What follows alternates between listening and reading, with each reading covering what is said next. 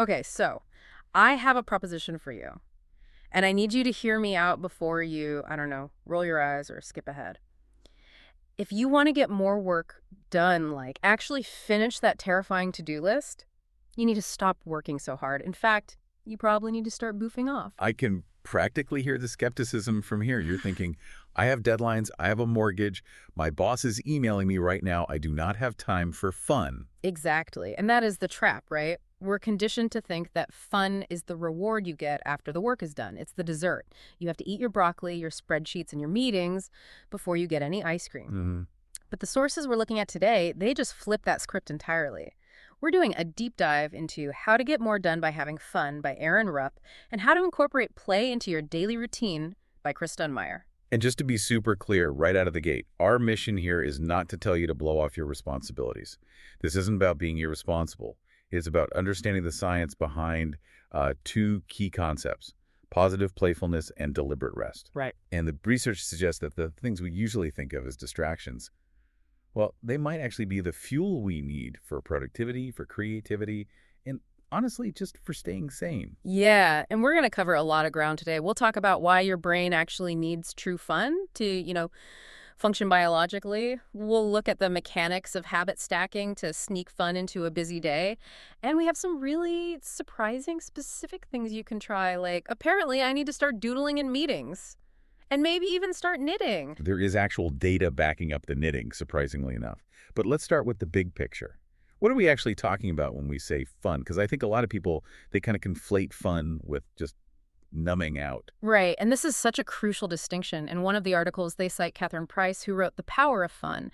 And she argues we have this whole true fun versus fake fun problem, and I think most of us are living in that fake fun zone. Oh, it's a very dangerous track. Fake fun is that passive consumption. It's the doom scrolling through social media. The classic example. It's binging a TV show you don't even really like just to have some background noise, Yeah. or buying random stuff on Amazon just to feel a little ping of excitement. Ouch. Yeah, I feel a little seen with the Amazon thing, but why is that so different? It feels good in the moment, doesn't it? Well, it gives you a quick hit of dopamine, a little chemical sparkle, but it's empty calories for your brain. I mean, think about it.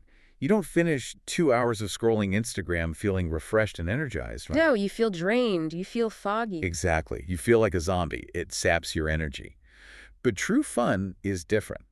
Price defines it as the intersection of three things: playfulness, connection, and flow. Okay, let's break those down.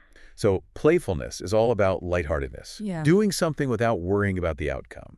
Connection is, well, it's feeling in touch with others, Yeah. or even just connected to the activity itself. And flow is that magic state where you're so immersed you lose track of time. And getting into that state has legitimate biological benefits. It's not just feeling good. Absolutely not. The biology is fascinating. When you experience true fun, you're reducing cortisol. That's your primary stress hormone. And when it's high all the time, it literally inhibits your ability to focus. So fun clears the fog. It clears the fog. You're also boosting serotonin, which helps with sleep and depression. Yeah. And if you're laughing, you're actually releasing neuropeptides that boost your immune system. Okay, so fun is like a multivitamin for your brain. But how does that translate to getting my work done? Because if I'm having a great time, I'm presumably not typing that report. It all comes down to recovery. The research in our sources shows that people who can mentally disconnect, who can really switch gears into that fun state, they experience less work-related fatigue. And they actually procrastinate less when they're working. That makes so much sense. If you never disconnect, you're just running on fumes. You're trying to drive with the parking brake on. Precisely. And the fake fun, the scrolling, that doesn't release the parking brake. It just distracts you from the fact that it's on. True fun releases the brake. Okay, I'm sold on the why. But how do I actually do this? Because, like the sources point out, we are terrible at relying on willpower to make time for fun. We really are. If you just say, I'll have fun later, it's not going to happen. And that's where we bring in this concept of tiny habits from Stanford professor B.J. Fogg. I love this. The idea is you don't start by saying, I'm going to learn the violin today. You have to start small. Microscopically small. Yeah. And you use a technique called habit stacking, which was popularized by James Clear, author of Atomic Habits. Okay, so let's unpack that. How does habit stacking work in the brain? It all relies on a process called synaptic pruning. So think of your brain like a garden. The brain strengthens the connections, the synapses that we use all the time. Those are like wide, clear paths. Right. And it prunes away the ones we don't use. So you're basically hijacking that process by using the paths that are already there? Exactly. You take a habit that's already hardwired, like making your morning coffee, and you anchor a new fun habit to it. You tell yourself, after I pour my coffee, I will do X. Erin Rupp shares a really sweet story about this, what she calls the carton wheel moment. And it really clicked for me. Oh, yes, this was charming, but also so relatable. So she's working from home, she's stressed, deadlines are looming. She steps out of her home office for a quick break and finds her kids using her yoga mat as a stage. They're dressed up in random costumes, and they ask her to teach them a carton wheel, meaning a cartwheel. And the instinct for any busy working parent in that moment is to say, not now, I'm working. Right. But she has this realization. She sees she's missing out on this natural source of joy right in front of her, so she identifies her kids as fun magnets. Fun magnets, I love that too. It's so useful, right? It's about finding the people or settings that naturally pull you into that state of play. So she applied habit stacking instead of taking a coffee break and scrolling on her phone. Which would be the fake fun default. Exactly. She anchored her break to checking in on the fun magnets. The rule became, when I take a break, I go see what the kids are doing for 5 minutes, and she went back to work feeling refreshed. Because she actually disconnected. She tapped into connection and playfulness, lowered her cortisol, and then she could go back to the spreadsheet. But here's the challenge, and I know listeners are thinking this. What if you don't have kids doing cartwheels in your living room? What if you're in a corporate office trying to get through a Tuesday afternoon slump? No, please don't go find a random child to play with at the office. That's where we need to look at deliberate rest. This is a concept from Alex Pang, and he argues that rest isn't just the absence of work, it's an active process. And this connects to what he calls mastery experiences, right? Exactly. A mastery experience is a hobby or a task that is engaging and challenging, but it's something you do well. It lets your conscious mind recover while your subconscious keeps, chewing on problems in the background. The sources list some really surprising examples of this, and this is where I promise we talk about knitting. The grandma hack. Yes. Apparently, research shows that knitting increases happiness in over 80% of participants. But why? Well, it's the combination of rhythm, tactile feedback, and focus. It keeps your hands busy so you can't doom scroll. And it requires just enough attention to stop you from thinking about work, but not so much that it's stressful. It's kind of like a meditative state. It's productive rest. What about phone games? I mean, a lot of people see those as a guilty pleasure. You have to be careful with the kind of game. You want something that stimulates cognition or builds habits, not just mindless tapping. So not just crushing candy. Ideally not. You want gamification of real effort. The sources mention zombies. Run. It turns your jog into a survival mission. Oh, yeah. Or Habitica, which turns your to-do list into a role-playing game. You do your laundry, you get a sword. And there's also things like Wordle or the NY Times crossword. Those aren't just time wasters. They're cognitive workouts. Exactly. But there was one hobby mentioned that got me really excited because I was definitely punished for it in school. Daydreaming. Justice for daydreamers. But seriously, how is staring out the window a mastery experience? It's all about working memory. Research shows people who daydream frequently actually score higher on working memory tests. It lets your brain wander and make these nonlinear connections. When your mind wanders, you aren't shutting it off.